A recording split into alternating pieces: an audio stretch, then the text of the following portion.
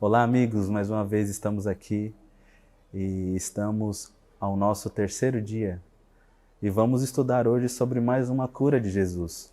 E vamos aprender nessa cura os métodos ou o método que Jesus utilizou para não apenas curar, mas para também se aproximar e salvar essa pessoa.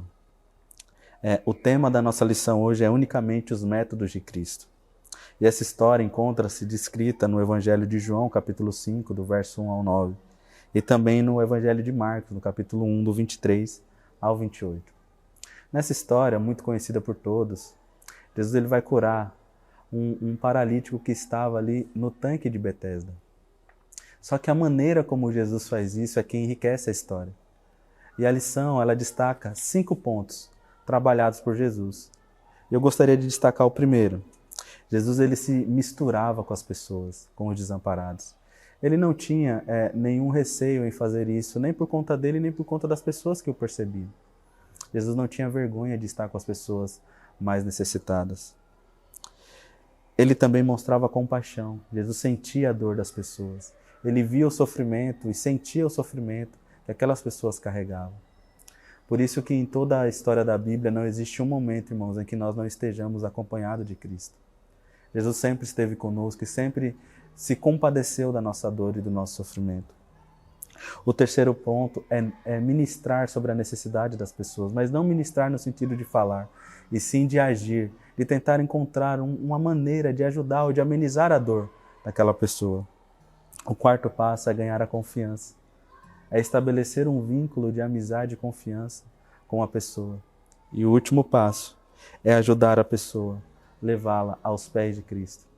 Você sabe que nessa história existe um método de Cristo, mas existe um outro comportamento que é descrito no texto, que é um comportamento triste de pessoas que eram os religiosos da época de Cristo, que eram os fariseus.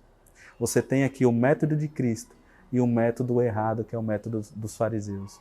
O método dos fariseus contemplava isso daqui, ó, capítulo 5, verso 9 diz o seguinte: Imediatamente o homem se viu curado e, tomando o leito, pôs-se a andar. E aquele dia era sábado. Por isso disseram os judeus: O que fora curado hoje é sábado, e não te é lícito carregar o leito. Você percebe o pensamento crítico das pessoas? O pensamento crítico faz com que as pessoas deixem de enxergar um milagre para enxergar talvez um defeito que eles mesmos criaram. Eles deixaram de ver e de reconhecer o milagre, porque os milagres de Jesus não tinham fim em si mesmo. Eram para revelar quem ele era e que os profetas haviam revelado. E as pessoas que conheciam as Escrituras deveriam reconhecer esses sinais miraculosos que revelavam quem Jesus era. Mas ao invés disso, eles eram tomados por um espírito de crítica. E ao ser tomados por esse espírito de crítica, deixavam de ver o milagre bem debaixo dos seus olhos. Por favor, irmãos, que nós não deixemos que as críticas e as questões que nós temos pessoais nos impeçam de ver os milagres na vida das pessoas. Os milagres que Jesus realiza diariamente de transformação, de renovação na vida de pessoas que estão ao nosso redor. Por favor, que nós venhamos ter um método de Cristo e não um pensamento crítico. Se você tem esse pensamento, por favor, curve a sua fronte e ore junto comigo.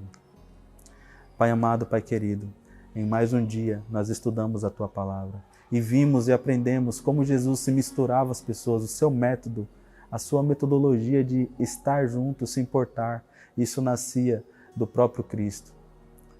Pai, o Senhor é a fonte do amor, nos ensine a amar e por favor, ó Deus, que as críticas que nós tenhamos venham ser amenizadas e não deixemos e não sejamos nós cegos a ver os milagres que o Senhor realiza diariamente nas nossas vidas e nas vidas das pessoas. Muito obrigado por tudo. É o que te pedimos e fazemos isso no nome santo de Jesus. Amém.